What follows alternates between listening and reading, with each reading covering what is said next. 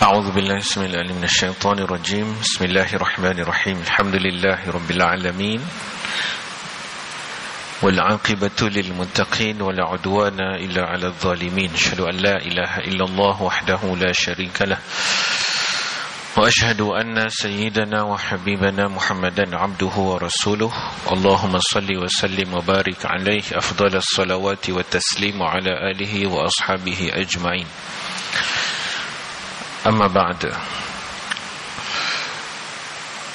Tuan-tuan puan-puan yang saya hormati lagi dikasihi Allah sekalian, Assalamualaikum warahmatullahi taala wabarakatuh. Sekali yang saya hormati dan kasihi Tuan Haji Kamaruddin Ibrahim, Tuan Pengerusi majlis Tuan punya pada malam ini, iaitu Masjid Haji Yusuf, Tuan Pengerusi Masjid Darul Ghufran sebagai tuan rumah pada malam ini, Tuan Haji Abdul Matin, tuan-tuan, puan-puan, ahli-ahli lembaga pentadbir masjid-masjid, Masjid Haji Yusuf, Masjid Ghufran, dan mungkin ada yang selainnya, Masjid Ansar bersama kita, Tuan Haji Ismail dan yang lain, para penggerak aktivis masjid, ibu-ibu, puan-puan, abang-abang, pakcik yang berada, jemaah sekalian yang kami kasihi, kita bersyukur pada Allah Subhanahu Wa Taala pada malam ini, dengan izinnya kita dapat sekali lagi mengadakan satu majlis yang mudah-mudahan majlis ini dirahmati Allah Subhanahu Wa Taala. Dan pada malam ini kita lebih bersyukur kerana majlis kita pada malam ini kita bersama-sama dengan seorang yang saya yakin tidak asing bagi kita pencinta ilmu. Pencinta ilmu ni dia kenal, insya-Allah, ya. Kalau pencinta bola sepak, dikenal bola. Seperti saya contoh, malam ni pun risau juga ni, siapa nak main dah gol belum gol. Kadang-kadang dia jadi macam tu. Tapi pencinta ilmu dia kenal siapa ahli-ahli yang bersama-sama, dan kebetulan pada malam ni dari jauh datang, sempat singgah pula daripada Kelantan singgah ke Pulau Pinang, Pulau Pinang datang ke Singapura. Lepas ni entah ke mana Ustaz. Ustaz kita yang semua kita, saya yakin, kasihi dan kita sayangi, Al-Fadhil Ustaz Dr. Abdul Basit Abdul Rahman,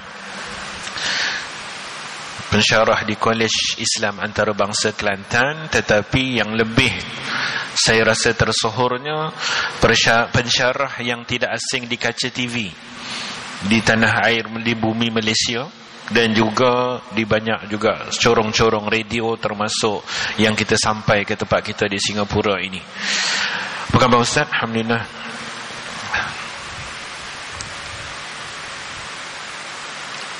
Tekan dah. Okey, alhamdulillah.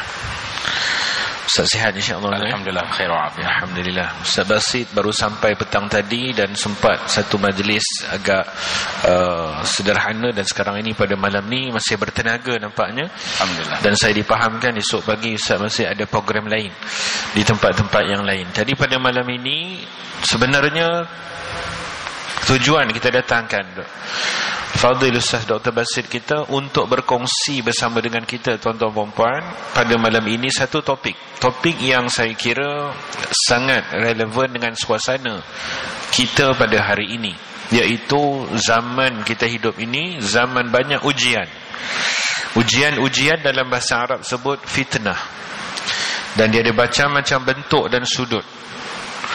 Semalam saya yakin para jemaah semua yang solat Jumaat di mana-mana masjid, kita dapat dengar di mimbar-mimbar masjid antara ujian yang besar juga menghadapi umat Islam pada hari ini. Tempias dia sampai juga dekat kita di sini, iaitu kefahaman aliran yang dipanggil ISIS dan sebagainya. Ini pun satu fitnah besar, ujian kat kita. Tapi malam ni insya-Allah saya rasa Dr. Basit tak sembang pasal ISIS sangat kot. Dia ada cabang-cabang banyak juga yang lain, kita akan dengar. Jadi sebagai permulaan mukaddimah, insya-Allah kita akan dengar sebagai permulaan. Saya minta kepada tuan guru kita Yang sebenarnya segan saya nak sebut sahabat saya ni. Sebab masa belajar sama-sama dulu, saya ni duk kena pial telinga dengan dia je. Tak pergi sekolah, ponting kelas, belajar tak buat kerja. Ni kira abang saya, guru saya. Duk kena marah selalu.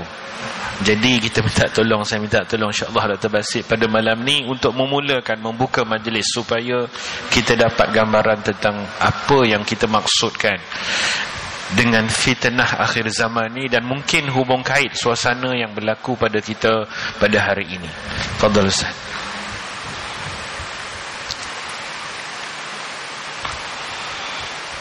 Bismillahirrahmanirrahim. Alhamdulillahi Rabbil Alamin. Wassalatu wassalamu ala rasulihil amin, Nabiyyina Muhammad ibn Abdullah wa ala alihi wa sahbihi wa man sar ala nahjihi wa ihtada bihadihi wa istanna bisunnati ila yaumiddin. Amma ba'd. Yang dihormati Al-Fadhil Ustaz Jamaluddin selaku pengacara, pengurusi masjid, ahli-ahli yang terkuasa, para imam, asatizah, muslimin dan muslimat. Assalamualaikum warahmatullahi wabarakatuh. Alhamdulillah, kita syukur kepada Allah Azza wa Jalla kerana pada malam yang mulia ini kita dapat bersama dalam majlis ilmu. Majlis ilmu yang dipilih perbincangan kita tentang fitnah ataupun disebut dengan nama ujian. Fitnah ini Allah Ta'ala sebut dalam Al-Quran, ala fil fitnati saqatu. Ingat, bila ada ujian, ada yang lulus dan ada yang gagal. Bila ada ujian, dua pasti berlaku.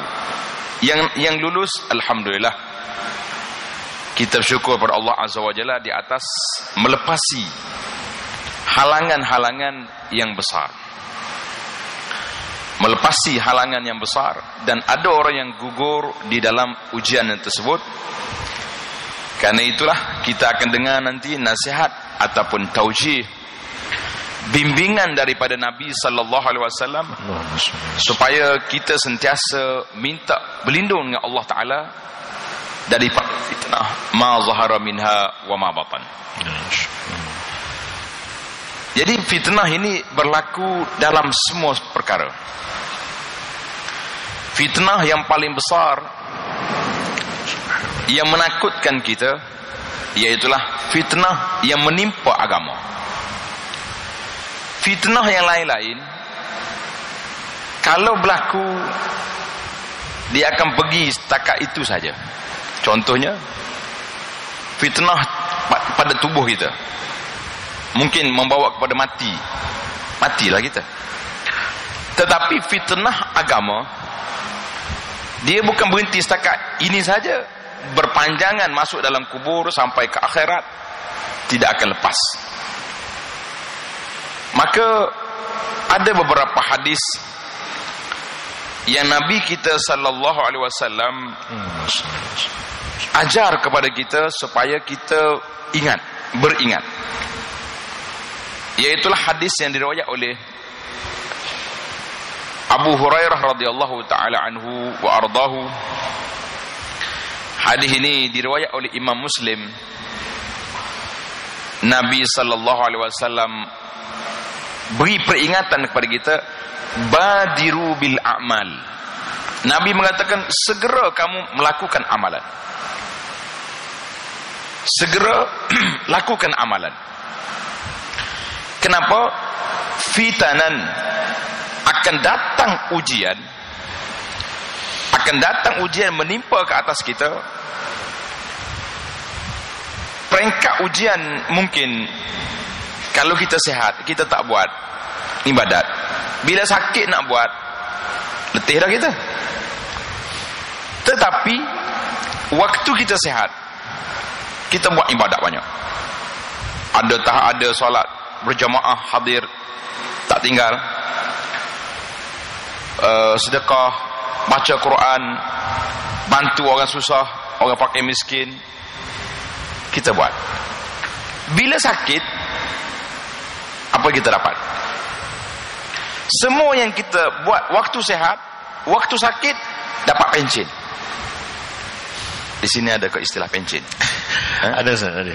Ada ni? Mungkin orang kerja sini tak tahu dia punya skim pencen tu. Pencen ada. Malaikat mari tengok, tak pergi masjid dia ni. Malaikat yang jaga kita, hafazah, bagi tahu dia ni ahli masjid, tengok dalam rekod dia.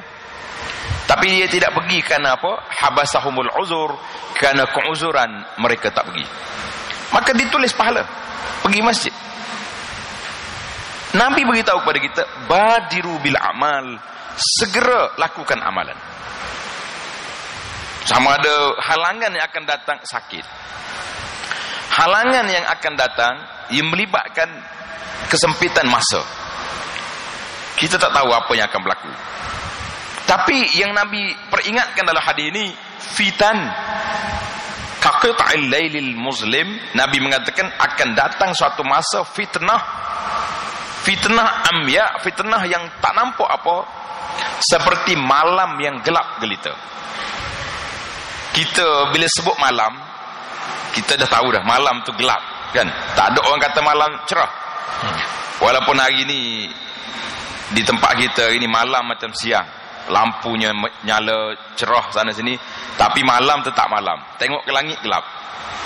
Nabi kata qaqita'il lailil muslim, seperti malam yang gelap.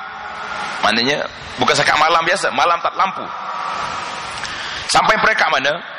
Yusbihur rajulu mu'minan, rajulu mu'minan wa yumsi kafira. Pagi beriman, petang boleh jadi kafir, wal iyaz billah. Mana pagi kita duk baca Quran, kita mari solat, kita mengucap, kita dengar kuliah, beriman. Petang berjalan jumpa kawan-kawan, cakap hina Islam dan sebagainya, gugur balik. Wa yumsi mu'minan, petangnya beriman, wa yusbihu kafiran, pagi esok kafir balik, wal iyaz billah. Ini fitnah yang paling besar yang akan menimpa umat. Karena ketika itu manusia sudah duduk dalam kecelaruan yang begitu banyak. Sampai peringkat kita tak boleh nak bezakan mana yang hak, mana yang batil. Nak beza tak boleh. Nak kata tersalah pun, orang baik-baik juga buat tu. Nak kata tak betul pun, orang Islam juga yang buat. Ia menyebabkan orang Islam sendiri terumbang-ambing, goyah pendirian, tak tahu nak letak di mana tapak hidup dia. Pagi beriman, petang kafir. Petang beriman, paginya kufur, wal iyaz billah. Maka para jemaah sekalian, arahan daripada Nabi sallallahu alaihi wasallam yang besar ini menunjukkan kepada supaya kita badiru segera. Apa yang kita boleh buat hari ini, iaitulah tahsin, kukuhkan keimanan kita kepada Allah Azza wa Jalla dengan cara belajar, menghadiri majlis-majlis ilmu, dan menghampiri kepada dua sumber asal yang telah disebut oleh Nabi sallallahu alaihi wasallam. Kita dengar semua kan dalam khutbatul wada', dalam khutbah yang terakhir Nabi sebut apa? Taraktu fikum amrain. Aku tinggal kepada kamu dua, kan? Quran kita dengan hadis. Jadi Quran alhamdulillah tak ada orang boleh kacau dia. Saya pun tak pasti di antara fitnah akhir zaman orang duk sibuk hari ni. Ini contoh fitnah. Dia kata pusat cetak Quran di Madinah tu. Nama pun salah, dia kata Raja Abdullah punya. Bila cetak je surah Al-Kahfi terpotong. Ini saya kata tak ada cerita ni. Coba buka Quran yang mari daripada Madinah yang warna hijau. Tak ada terpotong Al-Kahfi, tak ada potong. Tapi orang duk isar. Bukan sibuk dengan nak baca surah Al-Kahfi, duk sibuk Al-Kahfi tak ada lah, Al-Kahfi terpotong. Kerana kita disibukkan dengan perkara juz'iyat, perkara yang remeh, yang ranting, tapi kita tinggal yang asal. Bila mari Quran, kita lebih suka dengar cerita Al-Quran. Baca Al-Kahfi, sibuk lalu. Berapa orang Ashabul Kahfi? Berapa umur dia? Jadi anjing dia tu jantan ke betina. Jadi itu yang kita sibuk. Allah SWT bawa cerita untuk pengajaran, ibrah. Innahum fityatun, tapi kita pergi pada juz'iyat yang lebih daripada itu. Itu hadis yang pertama. Nabi SAW ajar kepada kita supaya kita ambil peluang waktu kita senang, waktu kita ada kelapangan, kita belajar, kita beribadat pada Allah Azza wa Jalla, siap untuk bila mari waktu susah, waktu dalam ujian, kita sudah ada persiapan. Sehingga dalam hadis yang lain, Ibnu Abbas radhiyallahu anhuma meriwayatkan hadis Nabi bersabda, ta'arraf ilallahi fir raha ya'rifka fi syiddah. Kamu kenal Allah Ta'ala waktu kamu senang, Allah Ta'ala ingat pada kamu waktu kamu susah. Kita hari ni waktu senang lara, tak ingat ke Tuhan dah. Tapi kalau susah baru cari ustaz dah, bawa air. Kadang-kadang bertukar ustaz imam dengan yang tukar sapu tu. Sebab tak pernah pergi masjid. Tapi bila mari uzur, mari masa syiddah, kesusahan, bawa siap dengan air lagi. Saya nak jumpa imam ni. Dia bercakap dengan imam dah pun. Sebab tidak kenal. Maka kalau kita nak selamatkan diri kita, nak jaga kita daripada fitnah-fitnah yang ada ini, para jemaah sekalian, yang pertama sekali, ya'rif, belajar, ta'arraf ilallah firraha. Waktu kita sehat, waktu kita senang, waktu kita tidak menghadapi masalah apa-apa, kita kenal Allah Azza wa Jalla. Kenal Allah Ta'ala di sini panjang cerita dia, iaitulah mengenali Allah Subhanahu wa Ta'ala sebagaimana yang sepatutnya kita kenal. Sebagaimana para jemaah hari ini sekalian, kita sentiasa baca kalimah thayyibah, la ilaha illallah Muhammadur Rasulullah. Tapi apakah kita mengetahui hak la ilaha illallah itu sendiri? Kita tahu ke tidak apa tuntutan dia? Apa yang sepatut kita buat bila mengucap la ilaha illallah? Apa pantang larang daripada la ilaha illallah itu, supaya kita berhati-hati, kita beringat, kita tidak melakukan perkara mudad yang menentang kepada la ilaha illallah. Maka ini arahan daripada Allah Azza wa Jalla.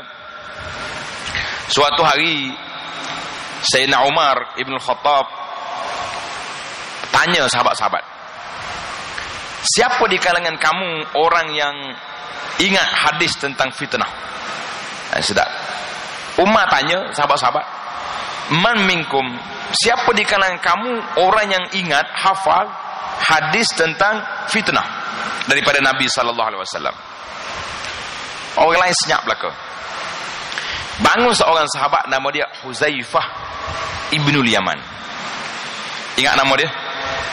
Tak ada Huzaifah. Kalau ada yang nak dapat anak, tak ada anak pun cucu, letak nama Huzaifah ni, seorang yang hebat. Huzaifah kata, saya berani Huzaifah ni. Sehingga orang namakan Huzaifah ni sebagai pemegang rahsia Nabi sallallahu alaihi wasallam. Banyak kerja Huzaifah ni berbeza dengan orang lain. Orang lain jumpa Nabi sallallahu alaihi wasallam, tanya, apakah amalan yang boleh masuk syurga? Apakah amalan yang paling baik, amalan yang paling afdal? Huzaifah kata, aku bila jumpa Nabi sallallahu alaihi wasallam, aku tanya anis syarr, tanya benda yang tak baik, makhafata an yudrikani, aku bimbang, takut nanti perkara yang tak baik itu menimpa ke atasku. Jadi kita kena seimbang hari ini para jemaah. Dalam istilah hadis dia panggil at-targhib wa tarhib. Ada hadis yang menggalakkan, suruh kita beramal, suruh kita buat-buat, itu dia panggil targhib. Ada hadis dia panggil tarhib, menakutkan. Tapi kita hari ini targhib, kita suka. Oh, kalau dengar hadis kelebihan, seronok selalu. Hadis kelebihan suka. Kadang-kadang kelebihan tu tak tahu mari di mana, lebih sangat. Tapi sedaplah dengar. Kalau mari hadis tarhib, hadis larang, hadis yang beri amaran, kita rasa payah ni, ustaz ni pun tak mesra pelanggan ni, tak mesra jemaah ni, asyik bawa hadis yang berat-berat aja. Haram tu haram ni, tak betul tu tak betul ni. Sudah. Huzaifah, kita kena belajar dengan Huzaifah. Kata apa? aku tanya benda yang tak baik kerana bimbang dia menimpa ke atasku. Jadi bila Huzaifah sebut, aku dengar Nabi SAW mengatakan, fitnatur rajuli fi ahlihi wa malihi, fitnah seorang itu yang menimpa keluarga dia, yang menimpa harta benda dia, tukaffiruhas salah wasiyam wazakah, diampunkan dosa dia dengan salat. Kita hari ini banyak ujian kan, dalam kehidupan kita, keluarga ada ujian, ada ni, banyak masalah. Tapi bila kita salat, gugur kesalahan kita. Bila kita sedekah, terhapus kesilapan kita. Itu dia panggil dosa-dosa kecil dalam istilah pembahagian dosa. Oi, Umar kata, bukan ini yang aku nak dengar ya Huzaifah. Aku nak dengar fitnah mauj kamaujil bahri, yang gelombangnya seperti ombak di lautan. Mungkin tuan-tuan dengar sekejap awal tahun baru ni, Lautan Hindi. Dengar Lautan Hindi yang dikatakan oleh pemberita laut yang paling ganas. Umar kata, aku nak dengar fitnah ni yang gelombangnya seperti gelombang di laut. Kata di Huzaifah radhiyallahu anhu, dia kata, bainaka wa bainaha, di antara engkau ya Umar dengan fitnah itu ada pintu. Ada pintu. Umar ni cerdik, khalifah. Umar kata, yuftah am yuksar. Pintu itu, pintu fitnah itu dibuka atau dipecah. Dibuka atau dipecahkan. Kata di Sayyidina Huzaifah, bal yuksar. Lah, pintu fitnah ini akan dipecah, bukan dibuka. Manakala buka, boleh tutup balik. Kalau pecah, khalas, terbukalah dia. Maka Sayyidina Umar radhiyallahu anhu ketika itu diberitahu pintu yang mengawal fitnah itu, iaitulah Umar ibn al-Khattab. Ia mengawal fitnah, belum berlaku. Fitnah tidak banyak. Di zaman Sayyidina Abu Bakar tak timbul fitnah banyak. Yang ada golongan murtad sekejap, kamu dihabis. Mari zaman Sayyidina Umar bin Khattab, orang tak berani nak angkat kepala, sehinggalah Sayyidina Umar dibunuh. Terbunuhnya Sayyidina Umar radhiyallahu anhu dianggap sebagai pintu fitnah telah dikoyak, telah dipecahkan. Kata Umar, izan lam yughlaq ba'dahu, kalau dipecah bermakna tak ada lagi tutup. Memang apa yang berlaku bila Sayyidina Umar bin Khattab dibunuh oleh Abu Lu'lu'ah al-Majusi. Yang hari ini tuan-tuan coba tengok dalam internet, cari kubur Abu Lu'lu'ah. Golongan Syiah Rafidah ambil kubur Abu Lu'lu'ah al-Majusi ni, dibuat macam istana mahligai besar dan dipuja setiap tahun. Mereka menulis Asy-Syahid Abu Lu'lu'ah. Sebab apa syahid? Sebab dia bunuh Sayyidina Umar radhiyallahu anhu. Ini cerita. Maka itulah dipanggil fitnah, bermula daripada zaman Sayyidina Umar. Bila wafatnya Sayyidina Umar, dibunuh oleh Abu Lu'lu'ah al-Majusi. Kemudian mari Sayyidina Uthman. Sayyidina Uthman 6 tahun memerintah. Kemudian berlakulah huru-hara sampai kepada peringkat terbunuhnya Sayyidina Uthman radhiyallahu anhu wa arda. Jadi itu di antara hadis-hadis yang menyebut tentang fitnah yang menimpa umat ini, bermula daripada Sayyidina Umar radhiyallahu anhuma. Suatu hari Abdullah bin Amr radhiyallahu anhuma, dia kata, aku dengar MC lah kalau zaman kita ini, juru cakap Nabi sallallahu alaihi wasallam panggil as-salatu jami'ah, as-salatu jami'ah. Maka orang berhimpun semua. Bila orang berhimpun, Nabi sallallahu alaihi wasallam bersabda dalam hadis yang panjang. Nabi kata, tidak ada mana-mana nabi, tidak ada mana-mana nabi kecuali mereka akan beritahu kepada pengikutnya, kepada umatnya benda baik yang mereka tahu, dan memberitahu kepada umatnya, melarang umatnya daripada benda tak baik apa yang mereka tahu. Kata Nabi sallallahu alaihi wasallam, wa inna ummatakum hazihi, umat kamu ini, yakni umat Muhammad sallallahu alaihi wasallam ini, dijadikan afiah, kebaikannya di awal, di zaman Nabi sallallahu alaihi wasallam tenang. Zaman Sayyidina Abu Bakar tenang, kemudian wa sayusibu akhiruha bala'un syadid. Di akhir zaman akan timbul bala yang besar, akan timbul umur tungkirunaha, benda-benda yang akan berlaku ni kamu akan engkar, kamu tak boleh terima. Jadi apabila ketika datangnya ujian begini, ketika berlakunya ujian fitnah dalam agama ini, Nabi SAW beri garis panduan kepada kita. Nabi mengatakan, siapa dia engkar, man angkara man arafa bari'ah. Siapa dia mengenali fitnah, orang ini selamat. Wa man angkara salim. Siapa dia engkar, orang ini sejahtera.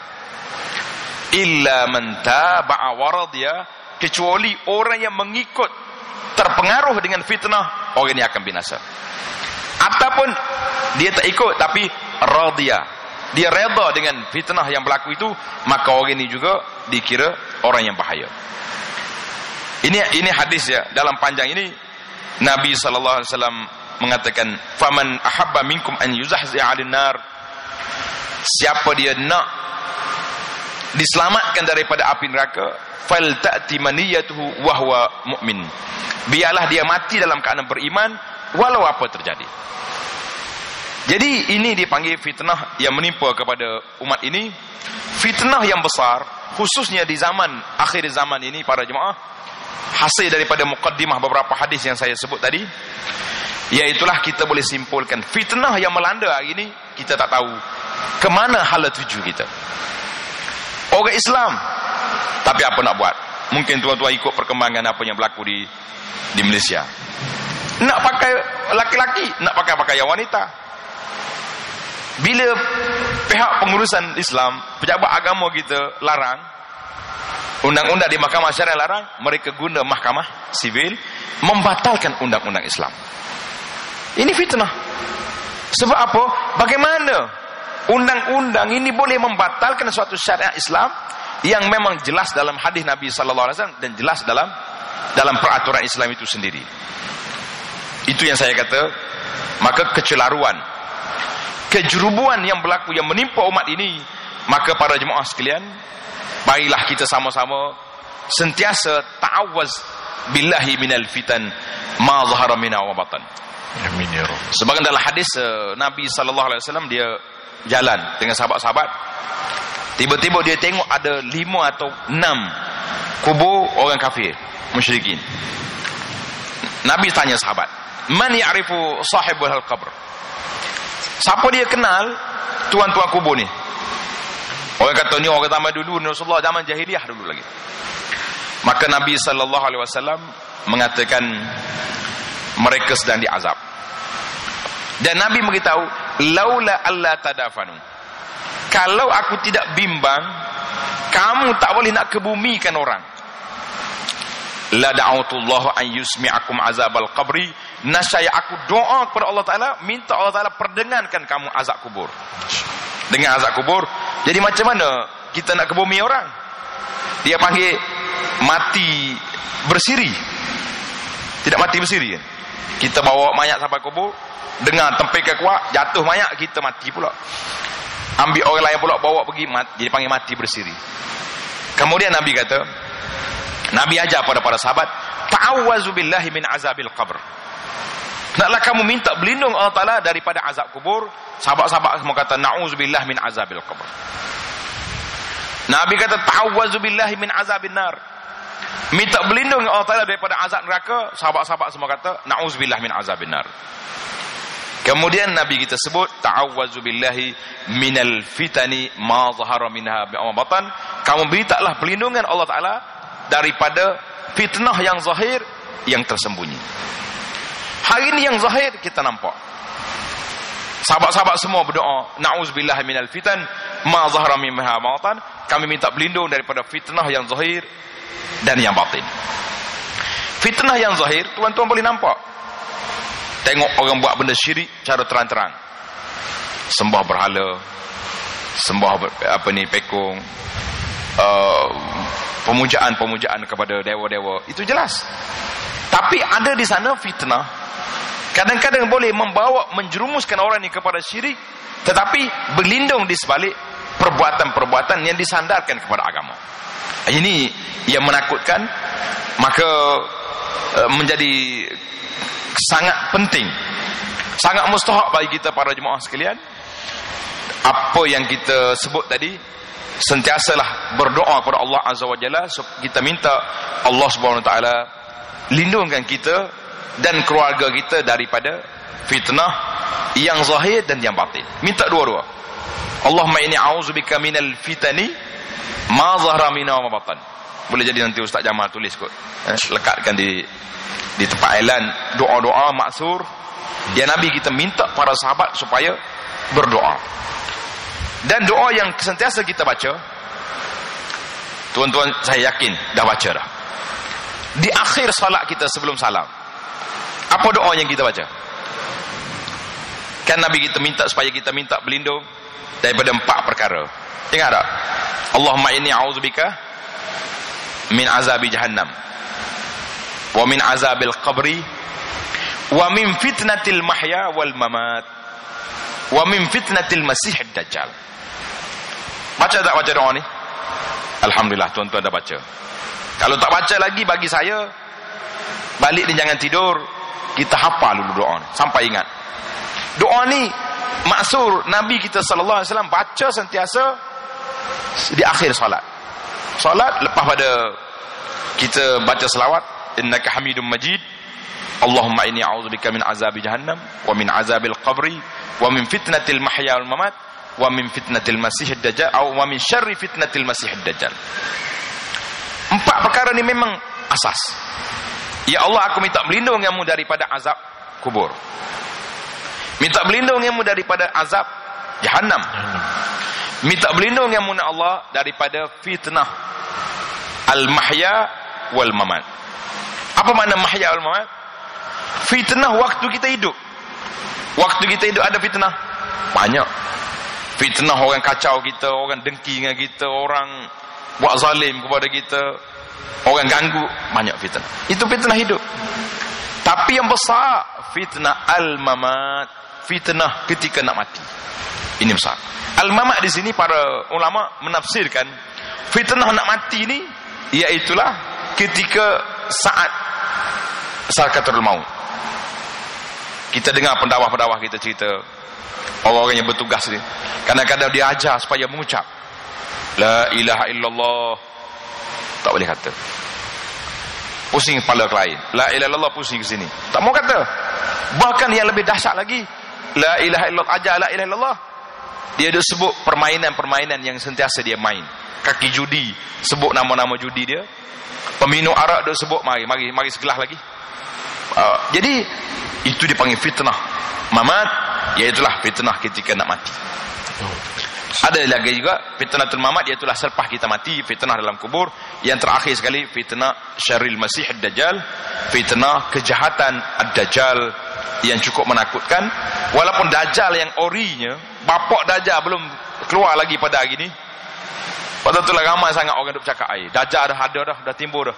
Saya kata Nabi ajar kepada kita supaya ta'awaz, minta berlindung. Yang kau nak jumpa buat apa? Tuan-tuan janganlah overdose, jangan berani sangat. Saya tak apa, iman kuat, mantap iman.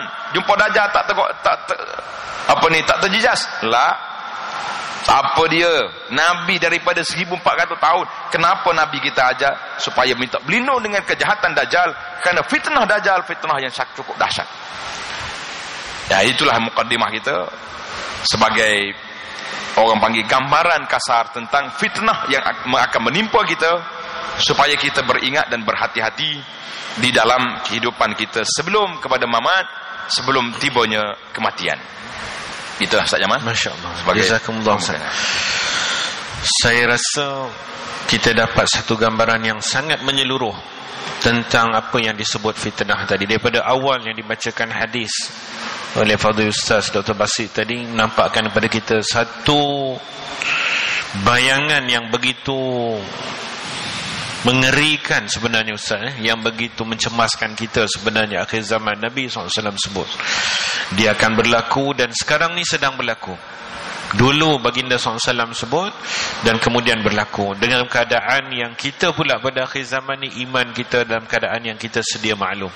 Tapi tadi saya tertarik sangat apabila Ustaz katakan beberapa tips tadi dah diberi kepada kita. Ada doa-doa dia, doa-doa walaupun dia dah berlaku, pecah dah pintu fitnah pada zaman Sayyidina Umar tu sendiri radhiyallahu anhu, yang seolah-olah penghadang yang terakhir sekali, dan fitnah yang tadi disebut terbesarnya dalam agama Ustaz, dalam agama kita, dengan fahaman-fahaman, dengan aliran-aliran yang songsang, yang sesat, yang mendakwa begitu begini.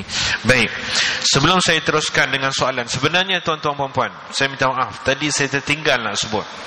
Tuan-tuan puan-puan yang ada soalan, boleh sila hantarkan ke nombor ini 81463174. Sekali lagi saya ulang, nombor ni, kalau siapa tuan-tuan puan-puan ada soalan pada malam ini, insya-Allah kita akan cuba, kita akan saring dan kita akan pilih soalan-soalan yang lebih sesuai. Nombornya 81463174. Ni insya-Allah tuan-tuan puan boleh berikan, hantarkan soalan dan nanti kita akan lihat. Sebenarnya telah pun sampai kepada saya daripada pihak penganjur sendiri, beberapa ahlinya berikan soalan ni. Sebelum saya berikan soalan ni juga untuk kita teruskan Ustaz, ya, insya-Allah. Saya nak maklumkan dulu tuan-tuan puan, seperti saya maklumkan awal tadi, majlis kita pada malam ini sebenarnya juga adalah majlis kerjasama. Ya, majlis kita pada malam ni adalah untuk kita membantu pihak Masjid Haji Yusof untuk pembangunan masjid tersebut. Antara perkara-perkara yang ada pada malam ini, setakat malam ini tuan-tuan puan, ada tabung, ya. Pertama sekali ada tabung khas daripada pihak Masjid Haji Yusof, ya. Tuan-tuan puan yang datang boleh infak nanti. Kemudian ada booth, ya. Ada, nak kata pondok, bukan pondok, ada meja di belakang sana, di luar bahagian foyer di belakang kita ada meja khas pihak Masjid Haji Yusof. Meja ni ada di situ dijual kupon Arnold's ni untuk sesiapa yang nak infak. Kupon Arnold's ni untuk beli $12 satu kupon. Musim-musim cuti sekolah ni boleh manfaatkan insya-Allah. Boleh beli sambil-sambil nak tengok bola kat rumah ke, nak santai dengan keluarga, boleh order makan insya-Allah. Kemudian ada juga bahan ilmiahnya, majalah Solusi dan Al-Ustaz. Majalah Solusi, majalah Al-Ustaz ni saya rasa antara majalah yang tak asing bagi pencinta ilmu lah, yang banyak sumber-sumber bahan ilmiah, termasuk Ustaz Dr. Abdul Basit kita salah seorang panel juga Ustaz, ya. Ada ruangan khas, kolom khas untuk Dr. Basit dalam majalah tersebut. Boleh beli dengan harga $6 satu senaskah.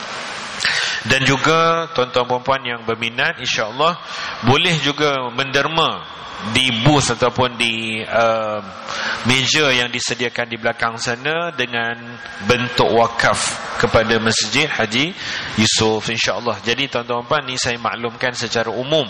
Selepas ni kejap lagi nanti bila dah habis, muslimah di atas, ibu-ibu, abang-abang, pakcik-pakcik di depan boleh manfaatkan. Ini antara yang kita harapkanlah dalam majlis kami. Ni cara kami Ustaz Dr. Basit, ya. Kami di Singapura ni bukan macam di Malaysia. Masjid-masjid di sana jabatan agama sponsor, Kementerian Agama, kerajaan bagi. Kita dekat Singapura ni semuanya atas usaha nilah masyarakat Islam kita. Ini pun satu ujian juga, tapi alhamdulillah Allah lapangkan Ustaz, insya-Allah.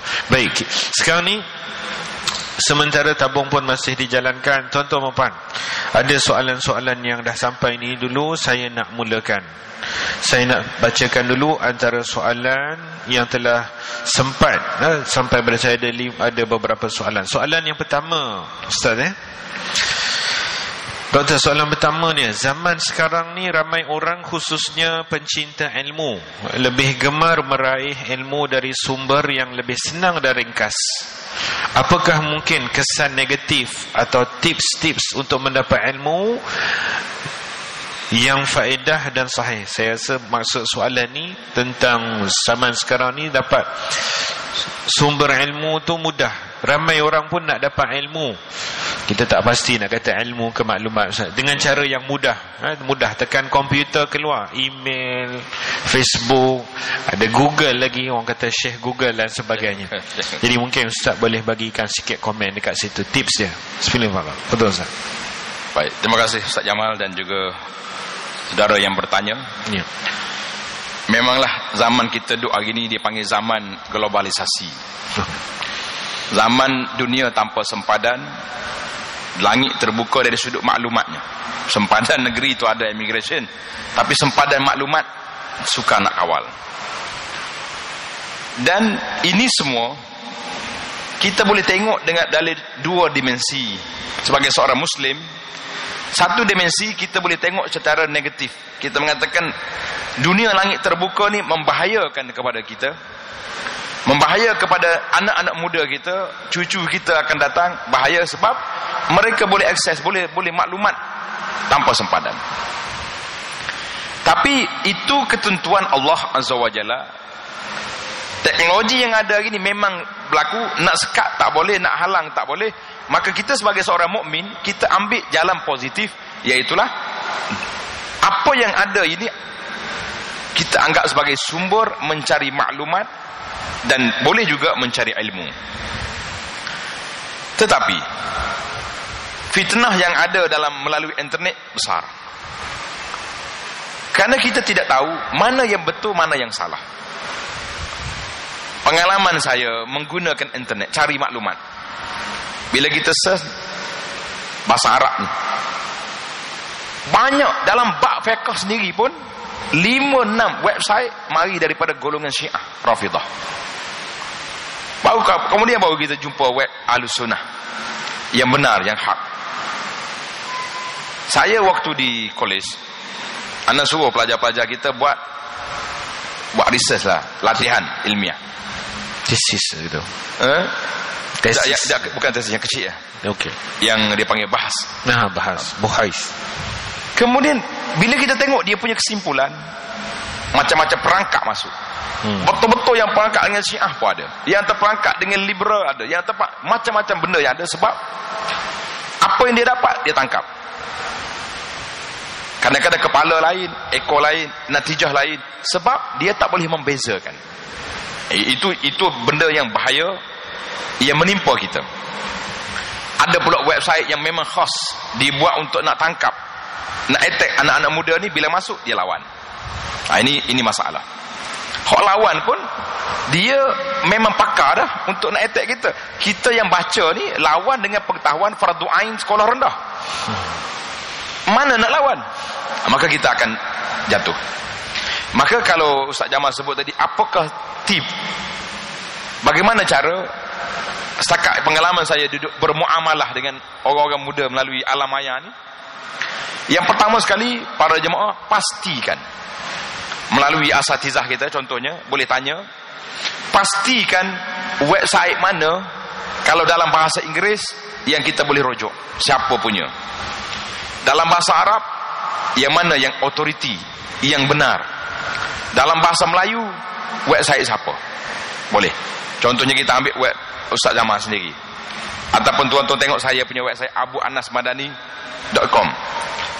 Saya tak katalah saya benar 100%, tapi nak cuba bawa maklumat yang lebih tepat, yang lebih sahih pada masyarakat, dan banyak lagi lah.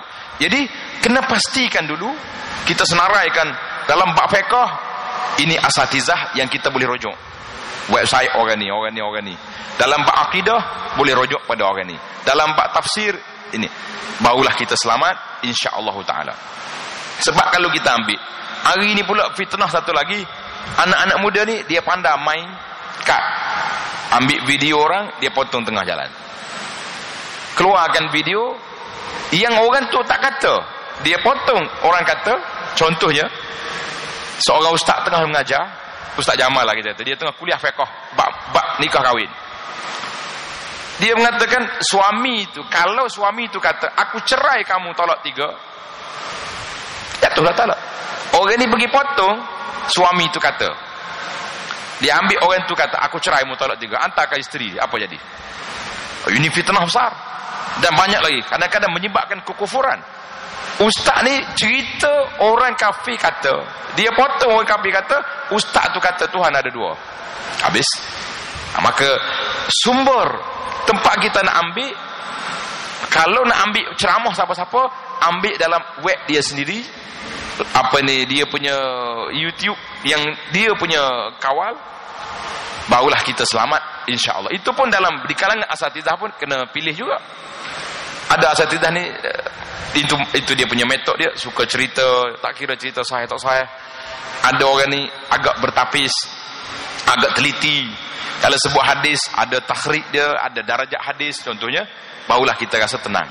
Ini saya rasa di antara tip yang paling mudah, cara untuk selamat ketika kita berinteraksi, mencari maklumat atau mencari ilmu melalui sesawang ataupun laman internet. Allahu a'lam. InsyaAllah. Tadi Ustaz sebut tadi tentang kita harus memastikan, Ustaz memastikan dia dan tumpahnya tadi Ustaz sebut Ustaz ada website ke apa Ustaz? Abu Anas Al-Madani. Abu Anas Madani. Ya, website dia itu untuk makluman tuan-tuan puan para jemaah sekalian. Kalau salah satu daripada yang mungkin Ustaz Dr. Abdul Basit sendiri ada dah, dia punya followers sekarang ni, dia ada followers dah berapa ribu dah Ustaz, tak tahu, senusantara. Alhamdulillah, itu boleh dapatkan maklumat-maklumat. Tapi Ustaz, dia ada kaitan dengan yang tu juga. Dia kaitan ni, anak baca soalan ni, kebetulan ada soalan ni. Dia tanya ni, soalan dia mana tadi soalan ni, hilang ni pula. Ni macam mana Ustaz kita nak meyakinkan kepada masyarakat, ni ada kaitan juga dengan soalan tadi, yang mana kita harus mengikut dalil dan bukan mengikut kata ustaz bulat-bulat. Atau kita apabila diberi hadis dan kata ustaz, masyarakat lebih terima kata ustaz dan pendapat ustaz daripada dalil dan daripada nas. Saya rasa saya nak ubah sikit soalan ni macam ni. Maksudnya Ustaz, tentang masalah kadang-kadang pula memang betul kita perlu faham dan kita perlu tahu ada sumber-sumber yang perlu kita ambil. Tapi kadang-kadang sesetengah ni pula dia nak berguru ni, dia nak ustaz ni je. Tu dia jadi kat situ pula. Jadi dia ada isu yang saya rasa kadang-kadang mungkin ni satu fitnah juga agaknya. Dia bila dia nak baca ke, dia nak ambil pengetahuan, bila dia nak buat keputusan, dia nak kat ustaz tu seorang je. Kalau kata ustaz lain tu memang dia tak nak ambil dah, dia tolak semua. Ataupun kalau ada pandangan-pandangan yang lain. Jadi dari sudut tu macam mana Ustaz? Mungkin boleh sampai kita. Memanglah guru yang kita percaya, yang kita yakin dengan ilmu dia, tentulah kita akan jadi ta'assub, fanatik kepada dia. Tetapi kita kena ingat, kebenaran itu bukan duduk di pada satu orang. Tolak tak termasuk Nabi sallallahu alaihi wasallam. Nabi kebenaran hak mutlak. Adapun kita asatizah, tuan-tuan guru, syekh-syekh kita ni, kebenaran tu kita tak tahu duduk dengan siapa. Mana kalau kita fokuskan, saya tak akan pakai orang lain, guru saya yang betul lah. Kita kena dengar, khususnya dalam amal-amalan yang kita buat. Kenapa ustaz ni macam ni Kenapa ustaz ni macam ni? Contoh yang paling simple lah, saya senang cerita. Bila kita solat di masjid ni, selepas solat, Assalamualaikum warahmatullahi, Assalamualaikum warahmatullahi, ada imam baca Alhamdulillahillazi lam yattakhiz walada sampai akhir. Pergi masjid lain pula, lepas solat, Astaghfirullah, Astaghfirullah, Astaghfirullah. Pergi masjid lain pula, lepas solat, Al-Fatihah. Semua berlaku ni. Mungkin 10 masjid tuan solat hari ni, 10 cara. Jadi kita boleh tengok, boleh tanya siapa orang, yang ustaz baca ni ambil kat mana, yang ustaz buat ni ambil kat mana. Maka di situ dia akan pelbagai. Ustaz ni kata saya, dengar tok syekh saya. Yang ni kata saya tak tahu daripada kecil lagi, lepas solat atuk saya Al-Fatihah, Fatihah je lah. Bila jumpa ustaz ni kata, dah, saya jumpa dalam Sahih Muslim, Nabi SAW apabila selesai daripada salat dia, istaghfara salasan, beristighfar 3 kali. Astaghfirullah, Astaghfirullah, Astaghfirullah, Allahumma antas salam, wa minkas salam tabarakta ya jal ikram. Hadis ini sahih dalam Muslim. Jadi disitulah kita boleh tengok, oh masya Allah, ia ni atuk dia, ia ni dengar daripada orang dulu-dulu, ia ni ada sanad. Maka kita boleh pilih mana yang patut kita buat, mana yang kita tak menyalahkan lah. Tidak, oh ustaz ni salah lah. Bukan kerja kita nak menyalah-nyalahkan. Kerja kita nak memilih manakah amalan yang aku nak buat, manakah amalan yang aku nak pegang sebagai ibadat yang kita nak bawa bertemu dengan Allah Azza wa Jalla. Tentulah kita akan pilih yang autentik, yang authority, sebab ini yang Nabi kita baca. Jadi kalau kita nak bahas panjang, oh salah kau baca Fatihah, siapa dia kata salah? Tapi setiap tempat tu ada tempat dia sendiri. Maka para jemaah, kita pelbagaikan asatizah bila kita dengar dalam perkara-perkara yang berbeza. Ketika itu perlu kita pergi kepada di manakah sandaran masing-masing. Kenapa orang ni buat macam ni, kenapa dia ni, kenapa macam ni. Sebab masing-masing ada sandaran, tapi sandaran itu ada yang lebih tepat, ada yang agak jauh sedikit, ada yang tak jauh. Kalau tuan-tuan kaji masuk dalam YouTube Abu Anas tu, cari sejarah perkembangan ilmu fiqh. Mungkin nanti kita boleh buat seminar sejarah perkembangan ilmu fiqh daripada zaman Nabi sampai ke zaman kita hari ni. Menarik. Satu hari bolehlah cerita. Jadi di situlah kita akan lihat kenapa timbulnya khilaf dan kenapa berlakunya percanggahan. Tapi saya nak jawab soalan banyak lagi tu, saya stop setakat itu dulu. Dan tuan-tuan nak tengok jawapan, saya segera tengok dalam YouTube, cari Abu Anas Badani, sejarah perkembangan ilmu fiqh. Wallahu a'lam. Baik Ustaz, saya tertarik sangat dengan apa yang Ustaz jawab ni. Sebelum bagi soalan ni, saya nak tanya dulu yang tentang tadi. Ustaz mungkin nak bagi penjelasan sikit. Sebab apa? Sebab kadang-kadang Ustaz kita tengok soalan-soalan yang ditimbulkan tu, masalah yang seperti Ustaz cakap tadi. Ada kita kadang-kadang pada hari ini, anda tertarik sangat ni yang awal Ustaz sebut tadi, kita kadang-kadang pada hari ini kita terlalu menyibukkan diri kita masalah yang cabang. Masalah ranting ni, masalah baca berapa kali, tak berapa kali ke, bunyi tak kuat ke tak kuat, begitu begini. Masalah kadang-kadang hak lebih besar ni ada, nanti anda nak tanya, ada soalan ni sampai yang masalah besar sikit, nanti anda tanya. Dan sebut yang ni dulu. Boleh Ustaz bagi sikit gambaran dekat kita dalam isu yang seperti ini, masalah-masalah khilafiyah, masalah yang cabang-cabang yang bukan masalah asas ni, boleh tak kita jadikan suatu pegangan dalam masyarakat kita? Sebab kadang-kadang setengah orang Ustaz, dia dalam hal ni dia begitu macam terlalu ketat sangat, atau dia terlalu prihatin mungkinlah agaknya, sehingga kepada yang kalau dia nak yang tu yang lain tu macam semua memang salah terus habis. Jadi ni macam mana Ustaz pandangan Ustaz dalam hal ni? Ya, dalam masalah khilaf, dia ulama telah bahagikan kategori khilaf. Ada khilaf yang mu'tabar, ada khilaf yang tak boleh pakai, ada khilaf yang pelbagai. Dia ada ketiga kategori. Khilaf yang mu'tabar maknanya semua ada dalil belaka. Ada khilaf yang tak boleh pakai langsung. Sebab hak ni sahih, tiba-tiba dia mari buat yang langsung tak ada dalil. Kita kata tak boleh lah. Walaupun ada pandangan orang kata. Jadi tak mungkin. Sebab ada seorang syekh ni cerita zaman dulu. Sambil-sambil jawab soalan kita cerita juga. Dia ni nak tunjuk dia pandai. Bila orang tanya dia soalan, apa hukum ini? Dua pandangan. Ada ulama kata boleh, ulama kata tak boleh. Dua ya dia. Waktu berdua ni akhir sekali orang mari tanya dia dalam bab akidah. Tentang Allah Ta'ala pun ada khilaf juga. Dia kata ada. Ada kata Tuhan wujud, ada kata Tuhan tak ada. Mana dia kira khilaf mata. Ya, tak ada khilaf. Hak tu pun ada khilaf juga. Nah, ada khilaf kat tu. Khilaf juga.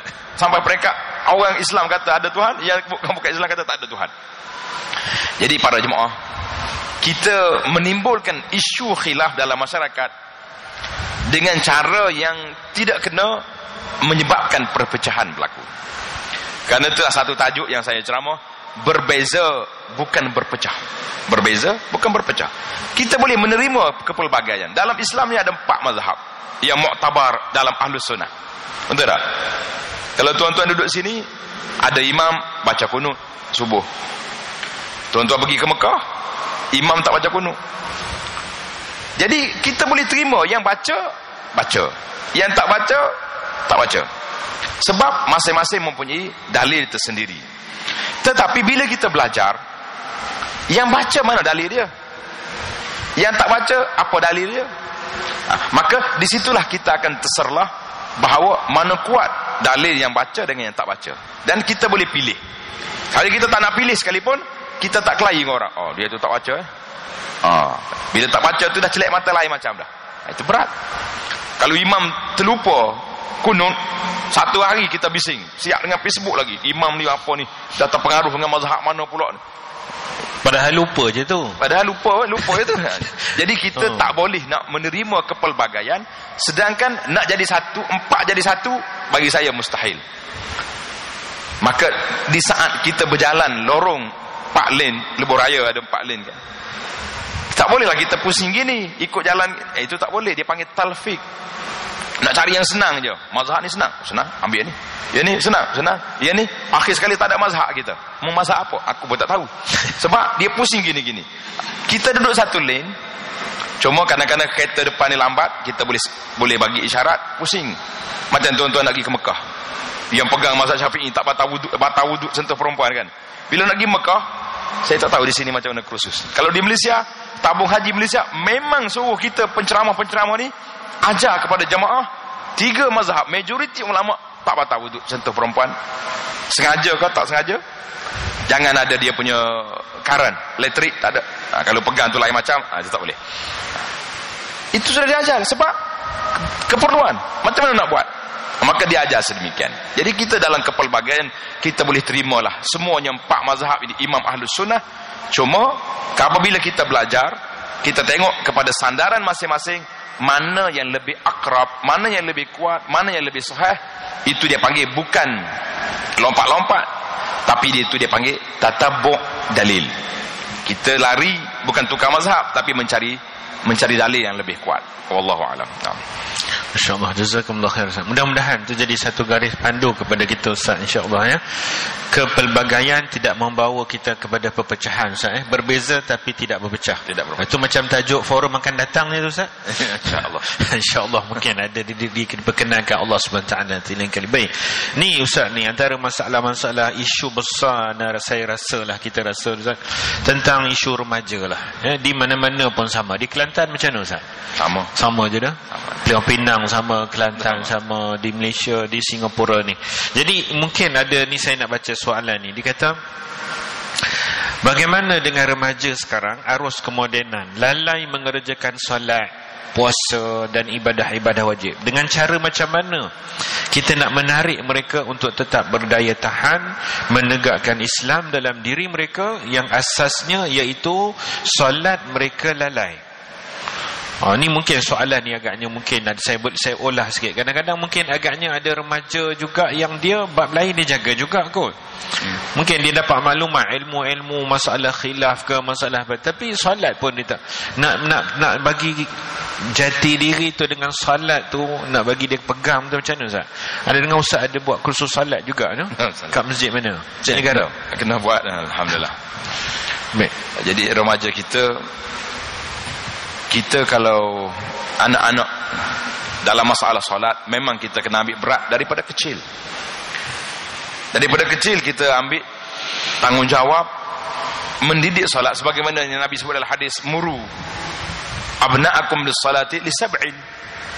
Suruh anak kamu solat seawal umur 7 tahun. Dah kena solat dah. Ni sekolah rendah baru ni tak ada masalah lagi, tak berdosa budak ni. Habis nak tunggu dia balik baru nak solat, tak jadilah. Daripada dia panggil pra sekolah kan. Sini pra. Daripada pra sekolah kita dah ajar solat. Maka pelaksanaan itu mesti dibawa.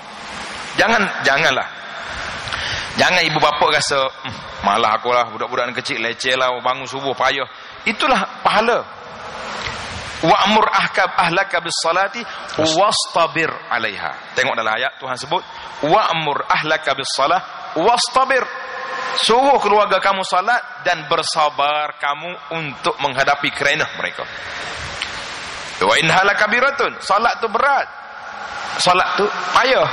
Tapi fitnah, ujian kita dengan anak-anak, nak kejutkan mereka suruh solat subuh, nak suruh mereka berpuasa, nak suruh mereka mengaji Quran. Tuan-tuan boleh giling kepala sama-sama lah tak? Senang ke payah?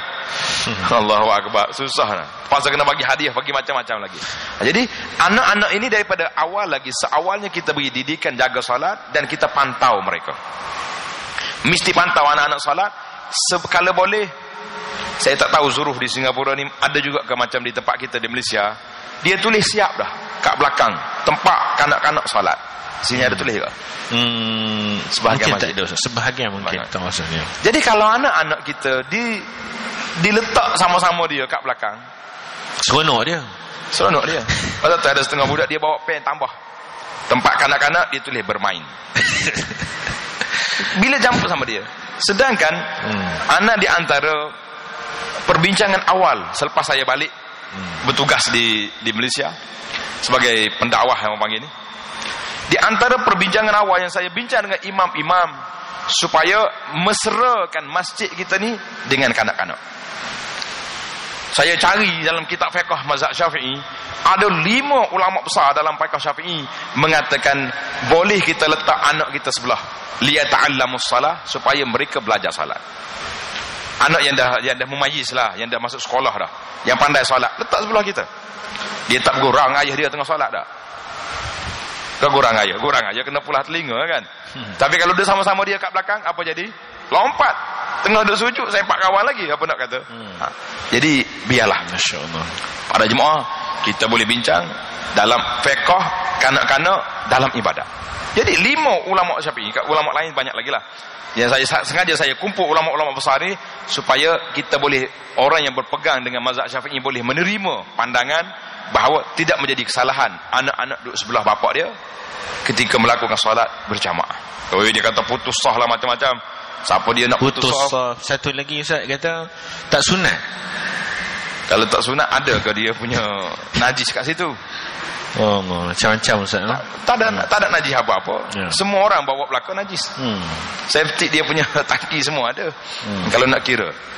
Budak tak sunat, dia duduk di tempat dia, bukan keluar pun. Kau tengah solat, jatuh atas masjid ni cari. Ini budak yang tak sunat tadi solat sini ni. Ada macam tu. Tak nak berlaku lagi macam tu kan. Dia pakai seluar dalam lagi, dia pakai seluar lagi. Mungkin kita bawa anak pergi masjid dengan jubah lagi. Mana dia ada 3 pakaian dalam. Mana ada najis. Itu kena pekoh kanak-kanak pula. Sekat tu. Masya-Allah. Jazakallah Ustaz. Itu satu mengajar maknanya peranan kita lah Ustaz. Peranan ibu bapa, peranan pihak masjid juga terutama, dan mungkin juga jemaah juga perlu memahami juga sama-sama. Rasanya insya-Allah kita di Temasek ini Ustaz, di Singapura ni insya-Allah bab tu insya-Allah memang mudah-mudahan dia tidak tapi atas individu tu kita takut dia berlaku, kita minta mereka fahamlah insya-Allah. Anda pernah tengok, saya pernah tengok ni sebagai pengalaman, ya minta maaf kalau ada tuan-tuan puan di sini, sekadar pengalaman. Saya pernah pergi masuk satu masjid sembahyang. Ni imam dah solat, dah sama-sama, lepas tu kita pun masuk saf di belakang, saf ke yang saya tak ingat, ketiga ke 4. Saya nak masuk saf tu, tepi tu seorang ni dia bawa anak dia mungkin lebih kurang 9 tahun kot. Budak-budak ni lah remaja, budak kecil 7-8 tahun gitu. Jadi bila ayah dia buat letak anak sebelah, saya nak sampai tu, ada seorang nak sampai, seorang jemaah ni agak berusia sikit. Dia nak sampai, dia dah pergi sampai, dia tengok budak, dia tak jadi Ustaz. Dia tak jadi solat kat situ, dia bangun, dia pergi pusing kat belakang, dia sanggup buat saf baru. Wah, itulah tadi yang tadi Dr. Basit sebut Ustaz. Mudah-mudahan ni pahaman seperti ini insya-Allah dimurnikan balik. Baik. Ni pun satu soalan juga Ustaz. Ni disebut tentang juga remaja ni Ustaz. Remaja anak-anak kita belasan tahun, tentang pancaroba akhir zaman, walaupun telah diberi pengajaran agama sewaktu sekolah, tetapi setelah di institusi tinggi, influence, dia punya pengaruh banyak sangat yang dihadapi sehingga susah nak bawa mereka kepada kebaikan. Macam mana? Ni Ustaz. Yalah. Kalau kita tengok cabaran di zaman kita gini, iaitulah bagaimana nak membesarkan anak-anak kita di zaman ini. Memang agak sukar. Kita jangan terlalu meletakkan keyakinan yang over lebih. Tak apa, anak saya sekolah agama, anak saya sudah di madrasah, anak saya sudah ngaji sekolah Arab, contohnya mereka dah lah, dia belajar itu institusi tempat dia menerima maklumat, tetapi ilmu amali yang mereka buat itu ditarikkan oleh para. Siapa kau alim? Orang alim, ulama itu siapa? Para ulama juga mentakrifkan ulama itu orang yang ada ilmu dan beramal. Kalau setakat orang yang ada maklumat lain. Jadi saya duk perhati hari ni. Saya ni jaga sekolah pondok. Kadang-kadang orang menyalahkan kita, dia kata sekolah agama ni tak ada kualiti lah, budak-budak dia nakal dan sebagainya. Kita menerimalah kritikan, tetapi pada realiti dasarnya budak-budak itu hanya menerima maklumat dan kita didik mereka ketika bersama dengan kita. Bila balik ke rumah, mak ayah dia pun tak pantau, tak kata apa dah. Tak boleh. Di sekolah 8 mungkin jam 2 dah tamat. Yang duduk di rumah daripada 2 sampai 8 besok. Berapa jam? Mana banyak sekolah dengan di rumah. Maka para jemaah muslimin dan muslimat, jadi anak-anak kita ni perlu kepada pemantauan dan kita tengok kepada kecenderungan dia, muyul dia kepada apa. Oh, anak saya ni minat sukan. Macam Ustaz Jamal ni kita kata dia. Sampai yang ni minat lagi. Ya ke Ustaz? Cari Ustaz Jamal sebagai mentor. Oh, ni awak punya mentor Masjid Ghufran. Kita anjurkan sukan anak-anak muda, sekali dengan tarbiyah, sekali dengan usrah, sekali dengan ibadat, bersukan dan tidak abaikan ibadat. Anak kita ni minat mana? Cari ustaz mana yang pakar bagaimana? Ni mentor awak. Cari. Anak kita ni minat tentang kajian. Kita cari ustaz-ustaz yang saya dipahamkan. Dr. Daniel datang sini. Ada Daniel Zainal. Ya, Dr. Daniel. Dr. Daniel Zainal di antara orang yang Allah Ta'ala beri dia belajar 2 sistem. Belajar ilmu perubatan, medik, dan dia juga menguasai ilmu bahagian Al-Quran. Jadi orang macam ni dijadikan mentor sebab dia kaji Quran dengan ilmu semasa, Al-Quran dan sains. Ambil buku-buku macam ni, suruh anak kita baca. Dia ni anak kita minat nak jadi saintis. Aku nak mau jadi saintis Islam sebagaimana ni orang ni Dr. Zagalo Nagar contohnya. Tengok dalam website dia. Ini semua boleh kita letak anak kita ni tengok kepada mentor dia. Tapi kalau dia minat sukan, kita ingat pemain bola orang putih, gambar penuh kat rumah dia, gambar-gambar pemain-pemain yang bukan Islam. Itulah mentor dia. Bila dia minat kepada satu-satu benda, ini yang lah. Jadi kita nak halang kecenderungan seorang manusia tak mungkin. Itu dia panggil nafsu manusia ni tak boleh kita halang, tetapi nafsu boleh dipimpin, boleh dipandu mengikut garis syariat. Itulah pengalaman kita bila kita berinteraksi dengan anak-anak, iaitulah kita tak boleh guna kekerasan. Ayah kalau kata keras, ayah tak boleh. Kita orang Islam buat macam ni haram, pergi neraka. Akhir sekali dia lompat lagi. Dia tak dengar kata sebab kita tidak menggunakan pendekatan psikologi. Cuba tengok. Bila seorang pemuda datang jumpa dengan Nabi sallallahu alaihi wasallam, minta izin nak berzina. Kalau mari jumpa saya ke Ustaz Jamal, saya ingat kena penampar dah dia ni. Nah. Mari nak minta izin nak berzina. Wih, gila punya orang tu. Nabi doakan dia. Mu suka ke tak kalau orang buat benda ni dengan makmu? Tak mau. Dengan makcikmu? Tak mau. Adik-adikmu? Tak mau. Akhir Nabi kata orang lain pun tak suka juga anak dia diperlakukan sedemikian. Jadi guna pendekatan psikologi, akhir sekali dia Allah Ta'ala buka hati dia, bertaubat, tak mau dia.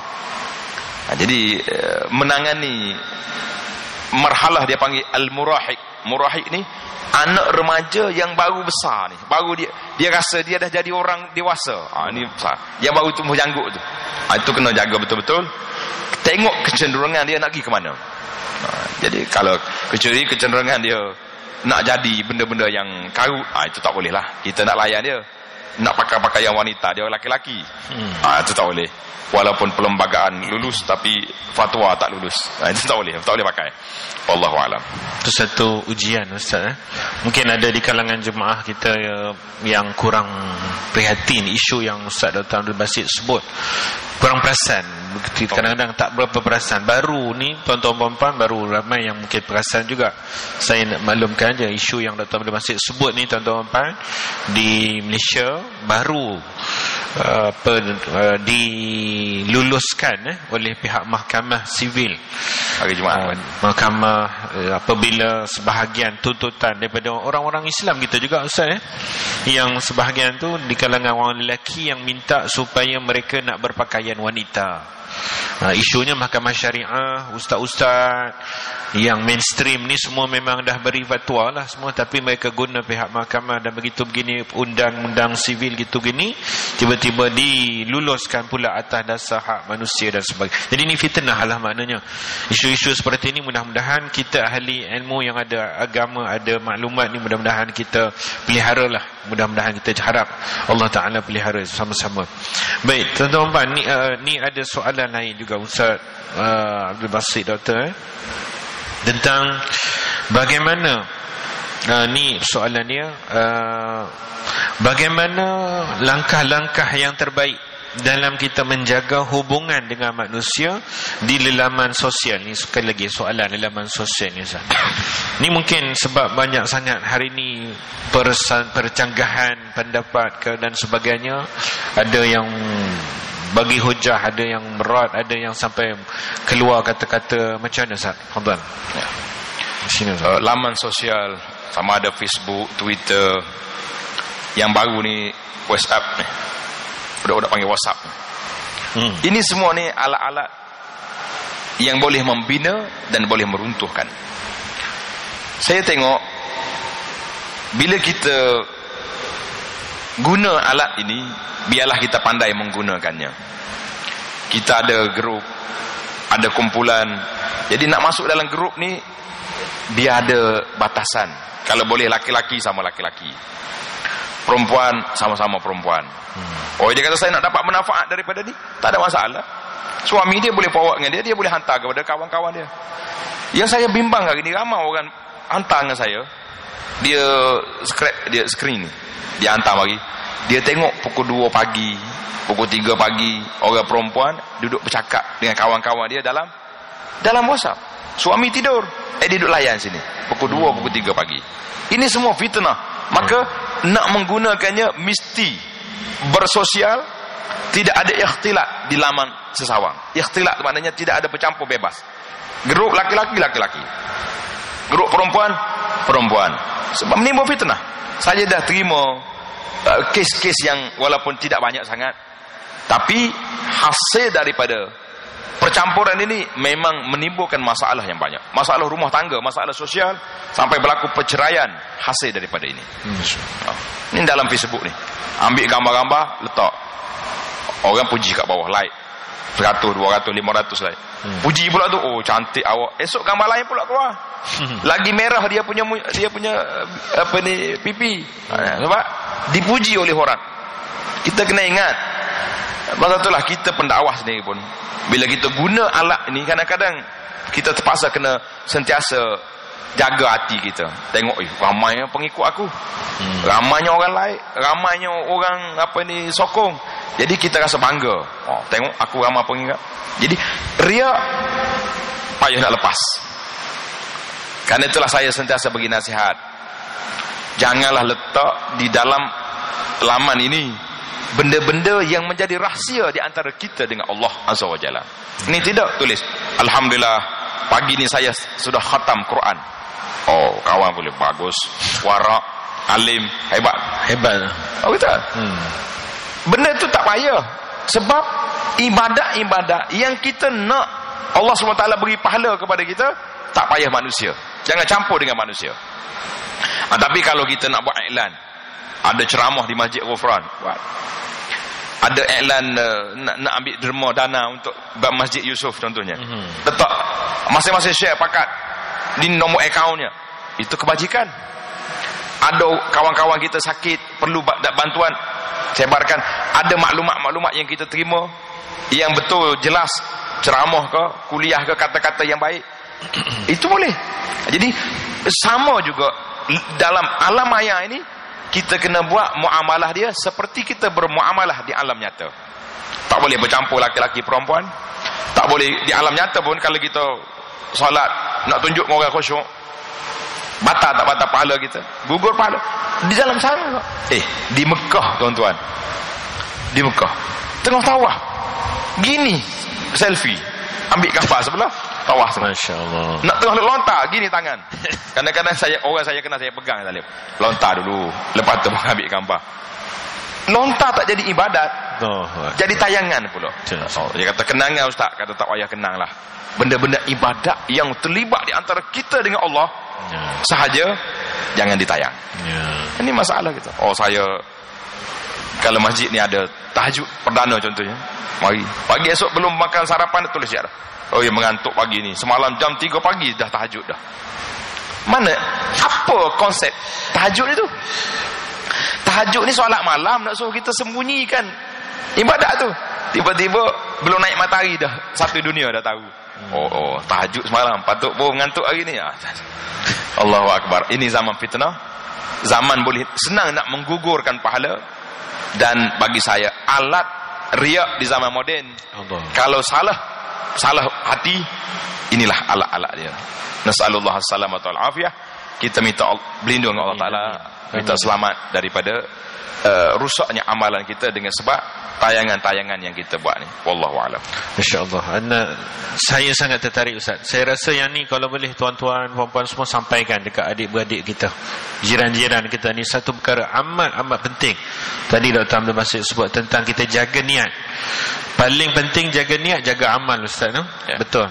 Saya rasa tu satu yang amat perlu untuk dipesankan. Tapi tadi bila Ustaz sebut tu satu lagi yang saya sangat rasa penting sangat nak tekankan juga tu, bila Ustaz sebut yang kita sekarang ni, saya tak ada Facebook Ustaz. Ustaz di sini saya berbeza mazhab dengan Ustaz Dr. Basit. Dr. Basit mazhab Facebook, saya mazhab tak ada Facebook. Dia Facebook apa-apa semua dia ada. Like tu dia biasa. Cuma saya tahu memang bab Facebook ni apa, dia ada like. Yang tu betul Ustaz, no? Ustaz kata jangan kita cepat like betul Ustaz, no? Kadang-kadang tengok gambar like, tengok gambar tak Ustaz. Kadang-kadang ni tak mana-mana datang maklumat agama ni, hadis, tak tahu hadis apa ke bawa datang, dia pun like, suka. Barang siapa yang mengamalkan baca ni beribu kali, barang siapa yang buat salat macam-macam, baru ni ada kita sebutlah sebelum Ramadan tu, ada sampai juga dekat kita sebut pada jemaah tu. Sedih juga kata sembahyang sembahyang qada fardu hari Jumaat terakhir sebelum berakhir Ramadan, ada kata ini amalan Rasulullah hajjah sahabat buat, tiba-tiba like. Macam mana tu Ustaz? Itu pun penting juga sana. Ialah salah satu daripada masalah kita ini, iaitulah kita suka sebar benda baik, tetapi kita tak pastikan benda tu sahih ke tidak. Jadi sebelum kita share apa-apa, kalau boleh pastikan kesahihan. Karena itulah saya kata pilihlah asatizah, ustaz-ustaz kita ni yang kita rasa maklumat yang dia sebar tu bertapis, barulah kita share. Kalau tidak, habislah kita. Cuma masalah penggunaan hadis dhaif, hadis palsu ni, saya rasa kita bincang pagi esok di Masjid Yusof ni. Tajuk kita pagi esok mengenalan bahaya cerita-cerita Israiliyat, hadis dhaif dan juga hadis palsu di alam masyarakat. Itu tajuk pagi esok. Insya-Allah. Kat mana Ustaz? Jam 10 di Masjid Yusof. Masjid Yusof. Okey, insya-Allah. Tuan-tuan puan, kalau nak dengar cerita-cerita bab Israiliyat ni bagaimana tu, insya-Allah besok pagi subuh Masjid Haji Yusof. Baik. Ustaz, ini saya ni soalan makin banyak ni. Seronok juga tu, tapi tuan-tuan puan okey dah ni? Boleh kita teruskan dulu lagi? 1-2 soalan lagi. Ni nampak masa dah boleh tahan Ustaz ni. Tak apa. Ustaz Dr. Basit boleh ya? InsyaAllah. Dr. Basit dia biasa malam-malam pukul 12 pun tak tidur lagi. Dulu sembang Ustaz. Baik, ini soalan ni agak spesifik, tapi saya rasa boleh untuk kita ambil faedah dia. Ni tentang fitnah juga. Ada satu puak sekarang memarketkan ni istilah bahasa Inggeris ni, termasuk ustaz-ustaz secara terang-terangan, bahawa fitnah yang besar akan timbul dari Najd. dari Najd, iaitu di Saudi Arabia, dan mereka mengaitkan dengan seorang bernama Muhammad bin Abdul Wahhab yang membawa fitnah itu. Adakah benar tuduhan itu? Mereka menggunakan hadis untuk menguatkan tuduhan, guna hadis untuk menguatkan, tapi dalam isu yang seperti ini. Bagaimana Ustaz? Apa yang perlu dekat situ sebenarnya? Ya. Dia hadis yang menyebut tentang fitnah yang akan berlaku di suatu tempat ataupun satu masa kes. Maka di sini para ulama telah mengeluarkan satu kitab. Kalau Ustaz Jamal mau nak beli, tajuk kitab dia Ma'alim wa Manarat fi Ahadisil Fitan. Batu tanda pedoman berinteraksi dengan hadis-hadis tentang fitnah. Sebab hadis yang Nabi kita sebut, benda-benda tanabbuat, benda-benda mukjizat Nabi sebut akan berlaku akhir zaman sekian-sekian. Bila berlaku kes, kita kata, ini ni. Jadi kalau tak jadi, orang yang dengar kata, bohong hadis ni, tak jadi pun. Itu bahaya. Karena itulah kita ambil satu hadis, kita nak pasang kepada satu orang, satu kumpulan, satu tempat, agak sukar. Tapi sebagai perhatian boleh kita kata hadis ni menyebut sekian-sekian. Jadi kita ambil perhatianlah supaya kita tidak terjebak dengan dia. Itu lain. Tapi kalau nak kata macam baru ni, bila berlaku perang di negara Syria, Syam, ramai pendakwa-pendakwa ambil hadis ni, baca, ni dah berlaku kes di Mesir. Orang baca hadis pula, pejuang Islam di Mesir dah timbul sekarang ni. Ini kumpulan-kumpulan ni. Akhir sekali tak sampai setahun, lain pula cerita. Maka kita kena berhati-hati di dalam hadis yang menyebut tentang benda-benda macam ni. Ada pun hadis yang spesifik kepada hadis yang disebut tadi, iaitu hadis Najd. Yang disebut Najd hari ni, kalau kita zaman kita ini, Najd orang tunjuk ke arah Riyadh, Arab Saudi, itu Najd. Tapi kalau kita baca di dalam syarah hadis, Nabi kata hahuna, di sini timbulnya fitnah. Al-Imam Ibn Hajar rahimahullah ta'ala ketika menghuraikan hadis ini, Najd, dia kata Najdul Iraq. Najd ini di negara Iraq. Nabi kata di sini puncanya timbul fitnah, dan memang fitnah punca di mana-mana. Mari daripada Iraq. Sayyidina Ali radhiyallahu anhu terbunuh di mana? Di Kufah, di Iraq. Dan timbulnya golongan Khawarij menentang Sayyidina Ali di mana? Iraq.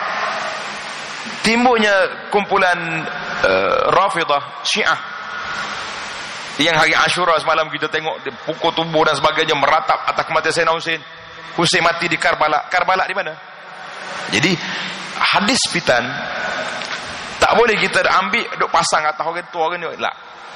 Kena tengok kepada syarah-syarah hadis yang menyebut tentang benda ni mari daripada mana. Jadi kalau kita seronoklah kita, semua orang di antara punca hadis palsu. Tapi cerita ni esoklah saya sebut sikitlah. Setiap orang itu dia akan keluarkan hadis untuk menyokong sebab-sebab berlakunya timbulnya hadis palsu, kerana setiap orang akan keluarkan hadis mengikut kategori dia. Penjual sayur, dia keluar hadis Bazinjan. Bazinjan tu tomato, hadis tomato. Orang yang nak mengampu pemerintah, dia tengok pemerintah ni suka main burung, dia pun keluar hadis kelebihan main burung, dapat duit. Zaman kita hari ni pun penjual-penjual makanan-makanan yang dikatakan sunnah, sini tak banyak kot. Kalau ada pun hak melarat mari daripada jiran. Ya, betul. Masing-masing keluar hadis. Siapa dia makan ni, semua. Tengok-tengok dalam kitab hadis tak ada apa macam tu. Hadis habatus sauda adalah hadis kelebihan-kelebihan tu. Tapi spesifik seperti yang baru cerita memang tak ada. Jadi saya mengatakan timbulnya hadis-hadis macam ni ada beberapa sebab. Kadang-kadang hadis-hadis fitnah berlaku, Nabi sebut, tapi nak pasang kepada tempat, masa, kita perlu berhati-hati. Jadi dalam kitab Ma'alim wa Manarat tadi, batu tanda pedoman berinteraksi dengan hadis fitnah, bagi saya penting untuk pendakwah ulang kaji kaedah ni. Sebab kalau tidak kita jadi berat, jadi masalah liability kepada hadis, sedangkan kita yang salah pasang, kita yang salah guna. Bila orang pertikai, kita lari, hadis yang kena. Jadi hadis yang jadi mangsa. Wallahu a'lam. Masya-Allah, jazakallah Ustaz. Saya tertarik sangat. Satu yang saya rasa ulasan yang saya perlu tekankan tuan-tuan dan puan dalam kita mendengar ataupun kita membaca, mungkin hal-hal ni dia memang tersebar. Jadi yang penting tadi Dr. Basit sebut, kita kena semak Ustaz, kita kena pastikan tentang lebih-lebih lagi bila bermuamalah dengan hadis tuan-tuan. Hadis-hadis ni dia bukan kita boleh ikut selera kita nak menafsirkan. Ni siapa kita nak label orang ni macam ni. Hadis-hadis ni tadi Dr. Basit sebut, hadis yang disebut tentang Najd tadi riwayat Imam Bukhari. Siapa yang mensyarah Imam Bukhari dulu? Antaranya ulama namanya Ibnu Hajar Al-Asqalani. Dia yang mula syarah. Dia belajar daripada sahabat Nabi yang dengar hadis tu, dia bagi tahu. Jadi kita ambil syarah dia, bagi tahu macam mana Najd ni apa dan sebagainya. Bukan kita hari ni suka-suka nak menguatkan pandangan kita atau nak melemahkan orang lain. Tapi ini pun satu isu Ustaz. Kadang-kadang ni satu fitnah juga dalam kita belajar agama ni, dalam kita bercakap, dalam kita berhujah. Ni saya tambah Ustaz tu, minta izin nak bagi tahu masyarakat kita. Kadang-kadang kita bila nak berhujah, bila kita nak bercakap ni, memang dah orang nampak tujuan kita, niat kita ni, kita nak menghujum pada orang lain, kita nak mengenakan puak yang kita tak suka dekat dia, ataupun kita nak menaikkan supaya orang nak terima kita sahaja. Ini pun satu isu Ustaz no. Jadi mudah-mudahanlah Allah Subhanahu Wa Taala mudah-mudahan pelihara dalam masyarakat kita. Jangan kalau boleh ada niat-niat yang seperti itu berleluasa dalam masyarakat kita. Akhirnya dia jadi bermusuh, akhirnya dia jadi lebih banyak perpecahan jadi. Baik, saat ni ada satu soalan, mungkin agaknya saya rasa soalan terakhir kot kita nak jadikan pada malam ni. Walaupun ada soalan saya nak ambil ni Ustaz, ni tentang ada kaitan dengan masalah ahli ilmu, kematian ni. Adakah dengan kematian ulama-ulama mengambil orang-orang tidak berilmu juga merupakan fitnah akhir zaman? Mungkin Ustaz boleh beri ulasan. Memang jelas dalam hadis Nabi kata, innallaha yantazi'u ilman. Allah Ta'ala akan cabut, angkat ilmu ini. Dengan apa? Bimautil ulama. Dengan matinya ulama. Cuma kita tak boleh nak katakan bila mati ulama tak ada lagi orang lain. Ada. Karena hadis ni kena pasang dengan satu hadis lagi, walan tazala hazil ummah.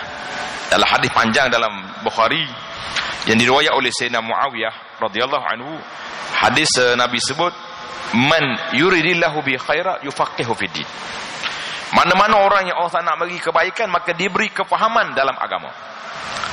Kemudian ada itu sebut walan tazala hazil ummah, akan sentiasa ada di kalangan umat ini qaimatan ala amrillah, orang yang akan menegakkan agama Allah Ta'ala. Cuma ada kalanya yang timbul ulama besar ini di negeri ini, ada timbul di kawasan ini, ada timbul mungkin masyhur di Mekah, masyhur di Madinah, ada ulama-ulama di Iraq. Kalau kita tengok hari ini kita hadis, orang yang khidmat kepada kita hadis ada di Iraq, ada di Syam, di Syria, ada di tanah haram. Tapi mati itu nak cari seorang lagi ganti agak sukar. Tapi akan ada. Bukan di sinilah. Contohnya, mungkin kita di kawasan kita ni, kalau mati tuan guru kita, syekh kita besar, tak ada lagi orang. Tapi bukan makna hilang terus. Mungkin ada di Malaysia, mungkin ada di Indonesia, ada di tanah Arab. Tak akan, Islam itu tak akan pupus begitu saja selagi adanya laila wan nahar, adanya siang dan malam ini. Nabi sebut akan ada zahirin al-haq, orang yang akan membela kebenaran. Jadi di sinilah Imam Nawawi rahimahullah taala ketika syarahkan hadis ini mengatakan bahawa orang yang membela agama itu terdiri daripada pelbagai golongan. Ada ulama fiqh, dia ni kerja dia ijtihad, mengeluarkan hukum yang baru. Ada ulama hadis, kerja dia mempertahankan sunnah Nabi sallallahu alaihi wasallam. Pagi, petang, siang, malam duk sebut ini hadis yang sahih, ini yang dhaif, ini yang maudhu', ini yang tak betul. Orang ada orang yang kerja dia bekerja berjihad. Ada orang yang berdakwah. Ada orang yang masuk dalam hutan sampai 2-3 bulan dalam hutan semata-mata nak dakwah. orang-orang asli di pendalaman. Jadi semua orang ini, kata Imam Nawawi, termasuk di kalangan qaimatan ala amrillah, orang yang menegakkan agama Allah. Jadi kita tak boleh nak jadi satu atas orang, tak boleh jadi dia ramai. Jadi alhamdulillah, agama ini masih ada lagi orang yang membela sampai pada hari kiamat akan ada. Sebagian ada setengah riwayat menyebut ummati kal ghais, umat aku ini seperti hujan. Tak tahu kebaikan tu, hujan ni kebaikan turun tu di awal ke di akhir, kebaikan tu di awal ke atau di akhir. Jadi kalau kita awal, kita ambil air yang awal je lah, yang akhir lepas tak tahu di mana. Jadi umat Nabi SAW ini, lepas daripada Nabi, para sahabat, tabi'in, kemudian lepas pada itu mari ulama-ulama yang besar, mari di zaman kita gini banyak lagi ilmu-ilmu khidmat kepada agama ini yang tak habis-habis. Tak sudah. Mungkin mari daripada zaman lagi pula orang khidmat kepada agama ni dalam sudut lain pula. Sekarang ni melalui internet, melalui apa, semuanya ada. Jadi para jemaah sekalian, di zaman fitnah yang ada gini, sama-samalah kita lengkapkan diri kita dengan ilmu, maklumat. Satu lagi yang saya rasa mungkin tak ada soalan dah. Boleh terus. Satu lagi, di zaman fitnah, tuan-tuan dan puan-puan yang suka pergi belajar ilmu, kita belajar ilmu ni nak mendekatkan kita kepada Allah Ta'ala. Satu, nak memahami apakah tuntutan agama ke atas kita. Satu lagi, jangan lupa ilmu yang besar, ilmu yang diajar oleh Nabi SAW, ilmu al-ukhuwah, ilmu persaudaraan Islam. Innamal mu'minuna ikhwatun, orang Islam itu bersaudara. Fa aslihu baina akhawaikum, damaikan di antara dua. Jadi kalau kita pergi masjid, naik ustaz, assalamualaikum, ceramah, baca satu dua hadis, kutuk orang, maki orang, hentak orang, assalamualaikum, balik pergi cari ustaz lain yang boleh mendekatkan kita kepada Allah Azza wa Jalla. Itu kaedah besar. Hari ini fitnah besar. Kadang-kadang setengah orang ni memang kerja dia dah kutuk orang, maki orang, sesakkan orang. Kita saja betul? Tak. Kita nak menyatakan orang itu salah, bawa hujah. Bawa hujah masing-masing, tidak menjadi masalah. Tapi kalau dengan cara kutukan, sehingga masjid kita menjadi tempat maki hamun, tempat mencerca orang, kita mengatakan ini bukan agama. Ada satu cerita diriwayatkan daripada Abdullah bin Mubarak ataupun lain ulama salaf. Ada seorang ni mari cerca orang lain depan dia. Dia pun tanya, kamu pergi berperang dengan Rom? Tak. Kamu pergi berperang dengan Farisi? Dia kata tak. Kamu berperang dengan puak Majusi, puak kafir? Tak. Dia kata, Masya Allah, semua kafir atas dunia selamat daripadamu, kecuali saudara kamu orang Islam yang tak selamat. Ini berlaku ke tidak? Orang yang bukan Islam relax ya, tak pernah dimarah, tak pernah itu. Tapi yang kenanya saudara-saudara kita orang Islam. Maka para jemaah sekalian, kita ambillah pendekatan al-islah, mendamaikan di antara sama-sama orang Islam. Kalau ada perbezaan, ada percanggahan maklumat, ada percanggahan pendapat, kita boleh jalsah. Tidak salah untuk kita berbincang dengan cara baik. Hatu burhanakum, masing-masing bawa hujah. Kalau kata ini hujah dia, ini amalan saya, ini hujah. Mana hujah? Quran mana? Hadis Nabi mana? Huraian para ulama-ulama besar dalam bidang hadis mana? Kita dengar. Jadi masyarakat boleh dengar, dan masyarakat boleh membuat penilaian dan memilih manakah yang kita nak jadikan agama itu. Sebab agama ini mari daripada Allah, mari daripada Rasul sallallahu alaihi wasallam. Karena itulah para imam-imam besar hadis mengatakan al-isnadu minad-din. Sandaran ambilan agama kita itu termasuk dalam ajaran agama.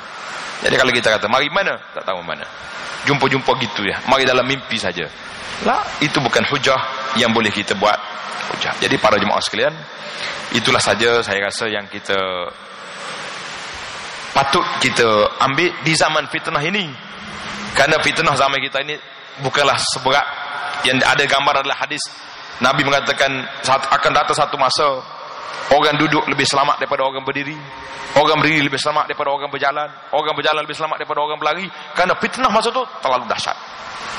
Alhamdulillah, walaupun fitnah zaman hari ini agak berat, tapi kita masih lagi boleh salat, masih lagi boleh berpuasa, masih lagi boleh bina masjid. Walaupun masjid kita di sini saya dipahamkan hasil daripada kutipan orang ramai, sepatutnya itulah. Jangan serahkan masjid ini kepada orang yang berkuasa bagi duit, sebab tak adalah peluang kita nak pahala. Kan galakkan daripada Nabi SAW. Nabi kata, man bana masjidalillah, siapa dia bina masjid kerana Allah Ta'ala, walau kamafhasi qata, walaupun sebesar sarang burung. Sarang burung ni besar mana? Satu kaki ada, satu kaki setengah meter. Sarang burung. Nabi kata walaupun sebesar sarang burung, banallah, Allah Ta'ala akan bina mahligai dalam syurga. Jadi tuan-tuan nak mahligai besar ke kecil? Nak mahligai kita dalam syurga besar ke kecil? Banyakkan sikit sumbangan. Jangan bagi yang sikit tak. Oh tak apa, dia malam ni bawa sikit, esok sambung lagi. Alhamdulillah para jemaah sekalian, kita masih ada peluang. Nombor akaun ada tertera kat situ, masuk je senyap-senyap. Pasal itulah saya tengok hari ni ramai orang sungka bagi sumbangan melalui akaun. Bila kita tanya dia, boleh tak bagi nama nak hantar resit, dia jawab terima kasih.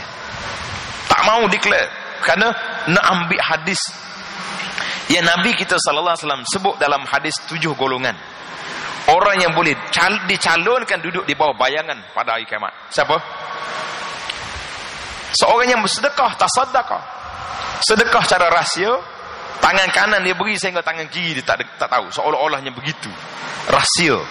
Jadi kita cuba rahsiakan sedekah kita. Jadi bina masjid. Saya seronok tengok, di antara yang saya seronok di Singapura ini, bukan nak puji sebab Ustaz Jamal ada sebelah, ada seronok pengurusan masjid kita. Suka, lengkap, ada dengan kelasnya, ada dengan ni, ada dah bangunan cantik tu satu masalah lagi.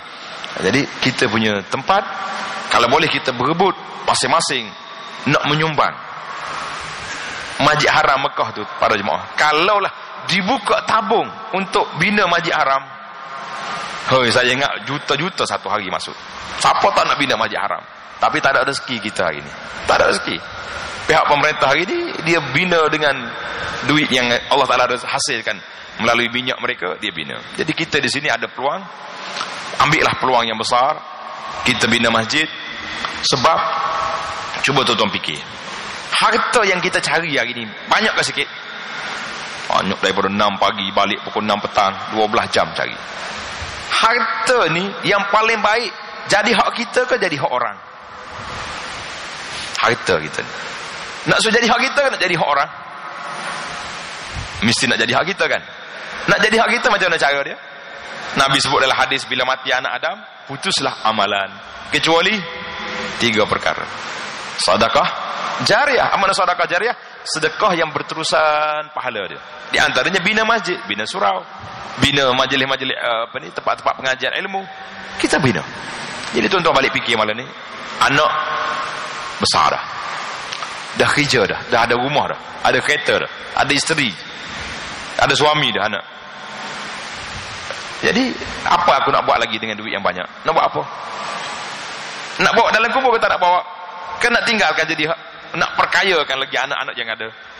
Oh, dia kata mereka dah kaya, aku yang miskin. Banyakkan sikit sedekah. Jadi balik fikir, bincang dengan isteri kat sebelah sambil-sambil nak tidur, letak tangan atas dahi. Kita ni nak kaya ke nak miskin? Nak banglo besar ke kecil dalam syurga? Nak yang besar.